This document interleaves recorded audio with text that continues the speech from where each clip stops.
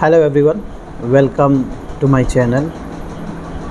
इस वीडियो में स्पेशली मैं एक टॉपिक को कवर करूंगा और ख़ासकर वो एक चैप्टर है जो क्लास 11th में है, डेप्रिसिएशन।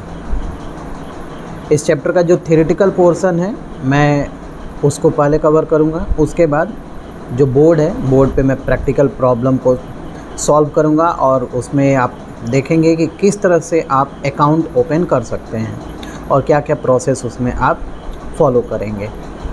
तो सबसे पहले जो है वो मैं डिस्कस करूंगा यहाँ पे चैप्टर के बारे में। चैप्टर को डिस्कस करने से पहले एक जनरल चीज़ जो आप और हम सभी लोग करते हैं, आप घर में आप देखे होंगे कि जनरली जो लोग होते हैं वो क्या करते हैं, पहले घर बनाते हैं, फिर उसके बाद घर बनाने के बाद घर में चीज़ों को ख़रीदते हैं। यहाँ चीज़ मीन्स व्हाट? प्रॉपर्टी। तो बहुत सारी प्रॉपर्टीज़ भी खरीदी जाती हैं, संपत्तियाँ भी रखी जाती हैं घर में, जैसे कि मशीन हो गया, इलेक्ट्रॉनिक इक्विपमेंट्स हो गए, किचन है तो किचन गैजेट्स हो गए। जो भी चीज़ें आप मार्केट से ख़रीदते हैं उसकी जो वैल्यू होती है वो दिन प्रतिदिन घटती जाती है। यानी कि जो मार्केट वैल्यू होती है उस पर्टिकुलर प्रोडक्ट की, वो क्या होती है? पर डे उसकी वैल्यू गिरती जाती है मार्केट में। एक एग्ज़ाम्पल ले लेते हैं। अगर आप एक मोबाइल फ़ोन ख़रीदते हैं, सपोज़ आज आपने ख़रीदा एक मोबाइल फ़ोन, उसकी कीमत जो है वो सपोज़ करिए 10,000 है। 10,000 का आपने एक एंड्रॉयड फ़ोन ख़रीदा है। आप जस्ट कुछ ही दिनों के बाद देखेंगे कि उसकी प्राइस जो है वो कम हो गई है। आपने ख़रीदा था 10,000 का, अब 2 महीने बाद या 1 महीने बाद ही वो बिक रही है 9,000 की। अब 4 महीने बाद देखेंगे तो उसकी वैल्यू और भी कम हो जाएगी। वो प्रोडक्ट रहेगा लेकिन उसकी वैल्यू कम हो जाएगी। तो मार्केट प्राइस में तो चेंजेज हो रहे हैं, लेकिन हमने जो प्रोडक्ट ख़रीदा है उसको हम आज भी क्या कहते हैं कि 10,000 का है। प्रोडक्ट कितने का है? 10,000 का। आप 2 साल बाद भी बोलेंगे तो यही बोलेंगे कि ये प्रोडक्ट कितने का है? 10,000 का है, जबकि वो अब प्रोडक्ट 10,000 का नहीं रह गया है, वो प्रोडक्ट अब 6,000 का हो गया है 2 साल बाद। तो आपके घर पे तो कोई प्रभाव इसका नहीं पड़ेगा, लेकिन अगर आप कोई बिजनेस कर रहे हैं और आप उस बिजनेस में कोई प्रॉपर्टी आपने ख़रीदा है, कोई फिक्स्ड एसेट्स, डेप्रिसिएशन जो है वो केवल लैंड पे नहीं लगता है, भूमि पे। भूमि पे इसलिए नहीं लगता है क्योंकि भूमि जो है लिमिटेड है और जो पॉपुलेशन है वो बढ़ रही है, जिसके वजह से भूमि की जो डिमांड है, जो लैंड की डिमांड है वो दिन प्रतिदिन बढ़ रही है, जिसकी वजह से इसकी प्राइस भी बढ़ रही है। तो एक्सेप्ट लैंड, जितनी भी फिक्स प्रॉपर्टीज़ बिजनेस में होती हैं उन सब की वैल्यू दिन प्रतिदिन गिरती जाती है। और हम क्या बोलते हैं कि कितने का खरीदे हैं? सपोज़ आपने ख़रीदा है मशीनरी, अगर 50 लाख रुपीज़ का आपने मशीनरी ख़रीदा है तो आप 4 साल बाद ये नहीं बोलेंगे बिज़नेस में कि इसकी वैल्यू जो है वो कितनी है, 50 लाख रुपीज़ है। नहीं, आप मार्केट वैल्यू से आप कंपेयर करिए। और मार्केट वैल्यू क्या हो गया है? तो मार्केट वैल्यू हो गया है इसका 30 लाख और आप अभी भी दिखा रहे हैं अपने बैलेंस शीट में कितने का? 50 लाख का। तो आप खुद ही सोचिए, घर पे तो कोई प्रभाव नहीं पड़ेगा। आप अपनी प्रॉपर्टी को 4 साल बाद भी उतने का ही बोलिए, 5 साल बाद भी उतने का ही बोलिए, वो मार्केट से आउट ऑफ द मार्केट हो जाए तब भी आप उतने का ही प्राइस बोलिए जितने का आपने ख़रीदा था, आपके घर पे कोई प्रभाव नहीं पड़ेगा। लेकिन अगर आप बिज़नेस कर रहे हैं और बिज़नेस में वही प्रॉपर्टी जो आप ख़रीदे हैं बिज़नेस में, लाइक मशीनरी, और मशीनरी को 50 लाख रुपीज़ में अभी भी दिखा रहे हैं, 4 साल बाद भी कह रहे हैं कि इसकी वैल्यू 50 लाख ही है, जबकि उसकी मार्केट वैल्यू 4 साल बाद हो गई है 30 लाख रुपीज़, तो इसका क्या असर पड़ेगा? आपके बिज़नेस का जो प्रॉफिट एंड लॉस अकाउंट होगा वो एक्चुअल प्रॉफिट नहीं दर्शाएगा। क्यों? क्योंकि जो आपकी वैल्यू है मशीन की वो कम हो गई है। आपको पता है accounting equation, assets must be equal to liabilities.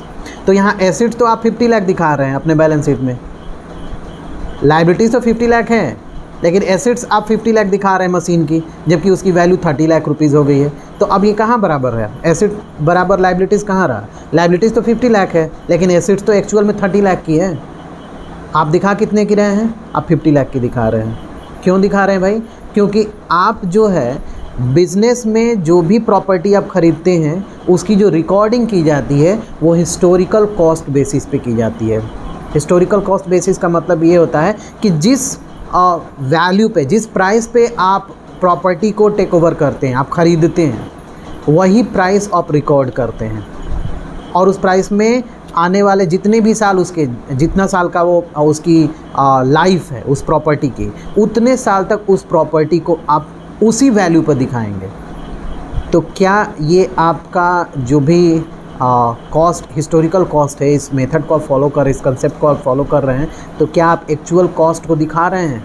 Market value कितनी है? क्योंकि हम मार्केट वैल्यू नहीं लिखते हैं, हम क्या लिखते हैं? एक्चुअल कॉस्ट माइनस डेप्रिसिएशन लिखते हैं, जो है बैलेंस शीट में दिखाया जाता है।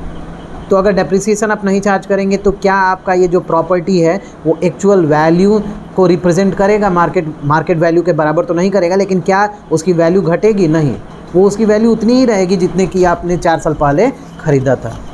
इसीलिए हम क्या करते हैं? डेप्रिसिएशन चार्ज करते हैं। डेप्रिसिएशन एक ऐसा टर्म है जो कि फिक्स्ड एसेट्स के लिए यूज होता है। जब उसकी वैल्यू घटती है तो उसकी वैल्यू को, घटते हुए वैल्यू को दर्शाने के लिए हम जो टर्म यूज करते हैं उसको बोलते हैं डेप्रिसिएशन। इसको हिंदी में हरास बोलते हैं। हरास मतलब मीन्स व्हाट? कमी। किस चीज़ में कमी? वैल्यू में कमी, प्रॉपर्टी की वैल्यू में कमी। अब जब भी प्रॉपर्टी की वैल्यू में जब कमी होगा तो प्रॉपर्टी की वैल्यू क्या होगी? दिन प्रतिदिन कम होती जाएगी, क्योंकि मार्केट वैल्यू तो कम होती है ना, बढ़ती नहीं है। और आप दिखा कितने में रहे हैं? जितने में आप खरीदे थे उतने में दिखा रहे हैं। यानी कि आप प्रॉफिट एंड लॉस अकाउंट में जो रिप्रेजेंटेशन है डेप्रिसिएशन का वो आप नहीं कर रहे हैं। तो आपका eight the end of the year क्या होगा? प्रॉफिट एंड लॉस बढ़ा हुआ दिखाई देगा, जबकि एक्चुअल में आपका प्रॉफिट एंड लॉस घटा हुआ है जितने का डेप्रिसिएशन है उतने से। वो कैसे होगा मैं बताऊंगा, हाँ, कैसे प्रॉफिट एंड लॉस को इफेक्ट करता है। तो यहाँ पे आई होप कि डेप्रिसिएशन समझ में आया होगा कि डेप्रिसिएशन होता क्या है। अब इसके डेफिनेशन पे आते हैं, मीनिंग पे आते हैं। डेप्रिसिएशन का मतलब यहाँ पे आपकी बुक में, ये जो बुक है आपके डीके गोयल की, उस बुक में अगर आप देखेंगे तो लिखा हुआ है fall in the value and utility of such assets due to their constant use and expiry of time is termed as depreciation. यानी कि जो एसेट्स है उसकी वैल्यू में कमी जो होती है वो कॉन्स्टेंटली यूज करने की वजह से हो सकती है। चेंज इन टेक्नोलॉजी इसकी वजह से हो सकती है। ऑब्सोलिसेंस, टेक्नोलॉजी बदल गई, नई टेक्नोलॉजी आ गई, तो पुरानी टेक्नोलॉजी को कौन खरीदेगा? कोई नहीं खरीदेगा। यानी कि आपने पुरानी टेक्नोलॉजी अगर खरीदी है तो उसकी वैल्यू क्या होगी? मार्केट में कम हो जाएगी। और आप अगर कॉस्ट प्राइस ही दिखा रहे हैं, उसकी जो टेक ओवर प्राइस था उसी को लिख रहे हैं, यानी कि आप रॉन्ग ट्रीटमेंट कर रहे हैं। इसलिए आपको क्या करना पड़ेगा? हर साल डेप्रिसिएशन चार्ज करना पड़ेगा at the end of the year. एक और यहाँ पे बात लिखी गई है, it is the method to allocate the cost. यह आपके एक्सपेंसेस को शो नहीं करता है, ये क्या करता है? कॉस्ट को एलोकेट करता है। एक्चुअल में आपके प्रॉपर्टी की cost at the end of the year कितनी है वो एलोकेट करता है। बिजनेस में it is the technique to allocate the cost of the property. क्या लिखा हुआ है यहाँ पे? The process of allocation of cost of a fixed asset over its useful life is known as depreciation.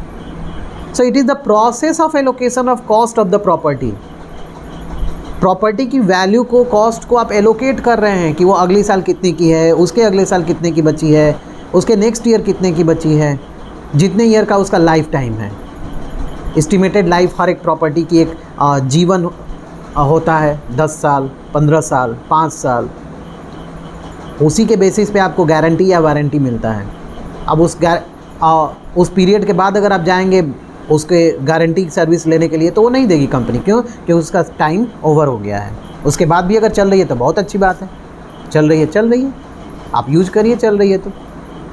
लेकिन अगर आप कॉस्ट को एलोकेट नहीं करेंगे, हर साल डेप्रिसिएशन अगर आप चार्ज करते हैं तो आप एक प्रकार से एक कॉस्ट एलोकेट करते हैं, ताकि रिप्लेसमेंट कॉस्ट जो होता है उसको बोलते हैं replacement cost. At the end of the estimated life of the property you may replace easily your existing property.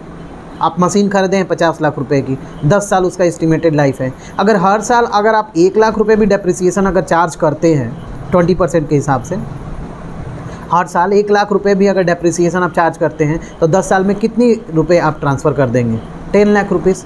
तो ये 10 लाख रुपीज़ आपको हेल्प करेगा ताकि आप उसको रिप्लेस कर सकें, प्रॉपर्टी को रिप्लेस कर सकें। यहाँ पे एक डेफिनेशन दी गई है, R.N. कार्टर के द्वारा। R.N. कार्टर ने क्या बोला है? Depreciation is the gradual and permanent और continuous decrease in the value of an asset. Permanent और gradual decrease in the value of the property is termed as depreciation. जाहिर सी बात है, जो भी आप प्रॉपर्टी खरीदते हैं उसकी वैल्यू परमानेंटली या फिर ग्रेजुअली या फिर हर साल क्रमशः घटती जाती है। तो इस घटती क्यों है, ये प्रॉपर्टी क्यों घट रही है? क्योंकि उस पे हरास लग रहा है, डेप्रिसिएशन लग रहा है। अब डेप्रिसिएशन अगर लग रहा है तो उसकी वैल्यू कम होगी। और ये डेप्रिसिएशन लगता क्यों है? उसके बहुत सारे रीज़न हो सकते हैं। Due to change in technology, obsolescence, wear and tear, टूट फूट गया, एक्सीडेंट, टाइम बीत गया, समय बीत गया। 4 साल, हर साल तो समय बीत ही रहा है। 1 साल बाद कुछ समय बीतेगा, दूसरे साल बाद कुछ समय बीतेगा, तो उसकी वैल्यू कम होती जाएगी। मैंने बताया ना कि अगर आप सेल फ़ोन ख़रीद रहे हैं तो आप 1 महीने बाद ही उसकी प्राइस देखिए, ज़रूर कम हो गई होगी। क्यों कम हो गई होगी? क्योंकि कुछ चेंजेस आ गए होंगे टेक्नोलॉजी में, कुछ और ऐड हो गया होगा उसी सेल फ़ोन में, उसी एंड्रॉयड फ़ोन में कुछ और ऐड करके कंपनियां उसका प्राइस बढ़ा देंगी और पुराने वाले का प्राइस घटा देंगी। तो इन सब वजहों से जो वैल्यू होती है प्रॉपर्टी की वो कम होती जाती है, gradually, permanently, year by year. So what we do there in the business? Charging depreciation. अब यहाँ पे 2-3 और डेफिनेशन दिए गए हैं, आप उसको देख लीजिएगा। जो आपको इजी लगे वो डेप्रिसिएशन आप यहाँ से ले सकते हैं और एग्ज़ाम में आप लिख सकते हैं। एग्ज़ाम में अगर आप डेप्रिसिएशन लिखते हैं तो ये एक थोड़ा सा ज़्यादा अट्रैक्टिव होता है और इफ़ेक्टिव भी होता है। इससे ये लगता है कि हाँ भाई स्टूडेंट ने मेहनत किया है, पढ़ा है। भाई सब कोई बना करके तो कुछ भी लिख सकता है अगर थोड़ा सा नॉलेज है तो, बट एक पर्टिकुलर व्यक्ति ने क्या डिफ़ाइन किया उसके बारे में, वो अगर आप लिखते हैं तो थोड़ा सा वो इफ़ेक्टिव होता है। स्पेशल फीचर्स की बात करते हैं, डेप्रिसिएशन के फीचर्स की बात करते हैं। इसकी क्या विशेषताएं हैं डेप्रिसिएशन की? क्यों डेप्रिसिएशन चार्ज होता है? इसकी क्या विशेषताएं हैं? तो पहला क्या है? It is the decline in the value of fix assets except land. Business को चलाने के लिए 2 चीज़ों की आवश्यकता होती है, 3 की नहीं, 2 चीज़ों की आवश्यकता होती है। उसी के ही बेस पे आपका अकाउंट को भी क्लासीफाई किया गया है। पहला होता है मैन, दूसरी होती है मशीनरी। यहाँ मशीनरी का मतलब प्रॉपर्टी से है। पहला होता है आदमी, बिना आदमी के कोई बिजनेस नहीं हो सकता है। और दूसरा होता है क्या? संपत्ति। इंसान है, संपत्ति नहीं है, प्रॉपर्टी नहीं है, ऑफिस नहीं है, कहाँ पे आप बिजनेस चलाएंगे? फर्नीचर नहीं है, कहाँ आप बैठेंगे? फ़ैन नहीं है, क्या आप गर्मी में तो बिज़नेस कर नहीं पाएंगे इजीली? तो जो भी आप प्रॉपर्टी ख़रीदते हैं वो प्रॉपर्टी का रोल क्या होता है वहाँ पे? बिज़नेस को रन कराने में वो हेल्प करता है। आप उसको बेचते नहीं हैं, प्रॉपर्टी को नहीं बेचा जाता है। क्या करते हैं? वो मदद करती है बिज़नेस को चलाने में।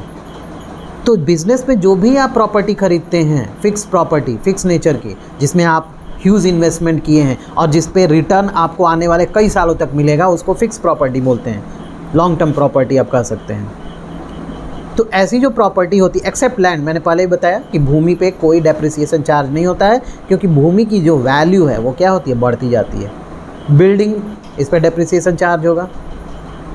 उसके बाद आपकी मशीनरी हो गई, फर्नीचर हो गया, उस पर डेप्रिसिएशन चार्ज होगा।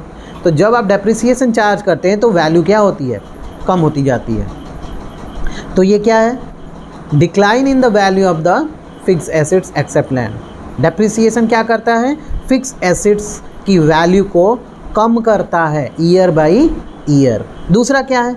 सच fall is of permanent nature, continuously होता है। ऐसा नहीं कि इस साल हुआ अगले साल नहीं होगा, उसके अगले साल नहीं होगा, नहीं। Year after year it will decrease the value of the property. Once the value of the asset is reduced due to depreciation, it cannot be restored. अब आप उसको रिस्टोर नहीं कर सकते। आपने सेलफोन ख़रीदा है और उसकी वैल्यू 10,000 थी, अगले महीने अगर उसकी वैल्यू 8,000 हो गई है, तो ऐसा नहीं है कि उसके अगले महीने इसकी वैल्यू को आप 10,000 कर देंगे। तो इसकी वैल्यू को जो डिक्रीज़ हो गई है उसको रिस्टोर नहीं कर सकते हैं। थर्ड क्या है? It is a gradual and continuing process because the value of the assets will decline either by their constant use or obsolescence due to expiry of time. Time ख़त्म हो गया, टाइम पीरियड 6 साल के लिए उसका life time था, estimated life जो था वो 6 साल का था। 6 साल बाद उसकी वैल्यू क्या हो जाएगी? 0 हो जाएगी। क्यों 0 हो जाएगी भाई? अब ऐसा नहीं कि उसकी वैल्यू एकदम 0 हो जाएगी और आप यूज नहीं कर पाएंगे, नहीं, आप यूज करेंगे। मार्केट वैल्यू जो है वो 0 हो जाएगी, क्योंकि आपको गारंटी अगर आप नहीं देंगे तो कोई भी उस प्रोडक्ट को नहीं खरीदेगा। कोई भी आप एसेट्स खरीदते हैं क्योंकि उसकी एक टाइम होता है, 15 साल, 20 साल, 10 साल, 8 साल, 6 साल। आप वो गारंटी अगर नहीं देंगे, वारंटी नहीं देंगे, तो कोई प्रोडक्ट क्यों खरीदेगा? नहीं खरीदेगा।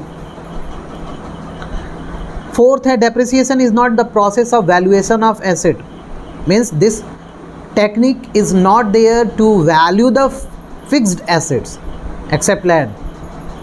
This technique is use there by the businessman to allocate the cost. और ये एलोकेट करता है, कॉस्ट को क्या करता है? ये एलोकेट करता है। तो ये कॉस्ट एलोकेशन टेक्निक है, न कि वैल्यूएशन करने की टेक्निक है प्रॉपर्टी की। It decreases only the book value of the asset, not the market value. तो यह जो है डेप्रिसिएशन जो है किसी प्रॉपर्टी की मार्केट वैल्यू को डिक्रीज़ नहीं करता है। किसको डिक्रीज़ करता है?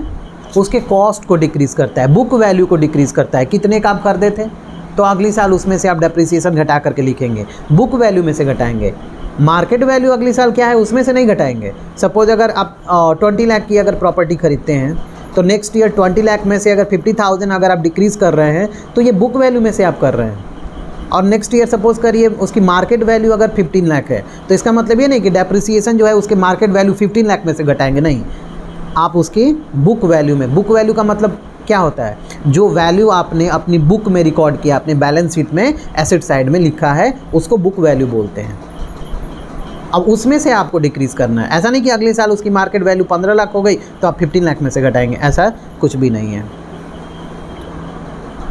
उसके बाद आपका है यहाँ पे, the term depreciation is used only in the respect of tangible fixed asset. Intangible fix assets पर डेप्रिसिएशन चार्ज नहीं होता है, उस पर भी होता है, उसकी भी वैल्यू कम होती है, लेकिन उसका जो टर्म होता है वो अलग होता है, उसमें एमोर्टाइज किया जाता है, एमोर्टाइजेशन टर्म यूज़ होता है, वो भी सिमिलर होता है, डेप्रिसिएशन की तरह होता है। But this term basically we use there in case of intangible property like patent, goodwill, trademark, copyrights. It is a non-cash expense. It does not involve any cash outflow. ये एक प्रकार का एक्सपेंस है। Depreciation जो है वो कोई loss नहीं होता है, बल्कि जबकि आप देखेंगे कि इसकी वैल्यू तो कम हो रही है, प्रॉपर्टी की वैल्यू को ये कम करता है, बट ये लॉस नहीं है, ये क्या है? एक्सपेंस है। और इस एक्सपेंस के वजह से ऐसा कोई भी बिजनेस में एक्सपेंस नहीं है जिसको आप करें और आपका कैश का आउटफ्लो ना हो। कोई भी एक्सपेंस करेंगे तो आपके कैश का आउटफ्लो ही होता है, बिजनेस से बाहर ही जाएगा। आप कोई परचेज करेंगे, एक्सपेंस है, आपको पेमेंट करना पड़ेगा। आप सैलरी दे रहे हैं, एक्सपेंस है, आपको पेमेंट करना पड़ेगा, तो बाहर जाता है, बिज़नेस से बाहर जाता है। एक यही एक्सपेंस ऐसा है जिसकी वजह से आपका कैश जो है आपके बिज़नेस से बाहर नहीं जाता है। क्यों नहीं जाता है? क्योंकि आप जो है कॉस्ट को एलोकेट करते हैं हर साल आप प्रॉफिट एंड लॉस अकाउंट से एक अमाउंट जो है ना चार्ज करते हैं, ताकि उसको रिप्लेस कर सके इन फ्यूचर, 10 साल बाद, 20 साल बाद, 5 साल बाद उस प्रॉपर्टी को रिप्लेस करने के लिए आपके पास एक फ़ंड आ सके। और ये फ़ंड कहाँ से आएगा? प्रॉफिट से ही तो आएगा। आप घर से तो पैसे देंगे नहीं, तो आप प्रॉफिट में से ही हर साल एज ए एक्सपेंस डेप्रिसिएशन आप चार्ज करते हैं, और इससे आपका कैश का आउटफ्लो नहीं होता है बिज़नेस से, वो बिज़नेस में ही रहता है, एक रिज़र्व के रूप में बनता रहता है, ताकि एक समय के बाद आप क्या कर सके, अपनी प्रॉपर्टी को रिप्लेस कर सके और आपके पास फंड बना रहे। तो ये तो था आपके डेफिनीशन और फीचर्स डेप्रिसिएशन से रिलेटेड। आई होप आप सभी लोगों को समझ में आया होगा। अगर नहीं समझ में आया तो आप कमेंट बॉक्स में कमेंट कर सकते हैं। नेक्स्ट वीडियो में मैं बताऊँगा आपको कॉजेज़ ऑफ डेप्रिसिएशन, बुक से ही मैं बताऊंगा इस क्या कॉजेज़ होते हैं, क्या कारण होते हैं डेप्रिसिएशन के, और नीड और इम्पोर्टेंस को भी डिस्कस करूंगा। साथ में फैक्टर्स क्या होंगे, आपको किस तरह डिटरमाइन करना है डेप्रिसिएशन वो, और उसके बाद टेक्निक, जो भी थ्योरी पोर्शन है मैं उसको ऐसे ही कंप्लीट करूंगा। उसके बाद प्रैक्टिकल जो है मैं बोर्ड पे बताऊंगा। तो आप जुड़े रहें हमारे साथ, और हर एक वीडियो जो इससे रिलेटेड है आप ज़रूर देखें, ताकि आपका जो कंसेप्ट हो वो पूरी तरह से क्लियर हो जाए। चैनल पे आप नए हैं तो चैनल को ज़रूर सब्सक्राइब कर लीजिए और बेल आइकन को प्रेस कर दीजिए।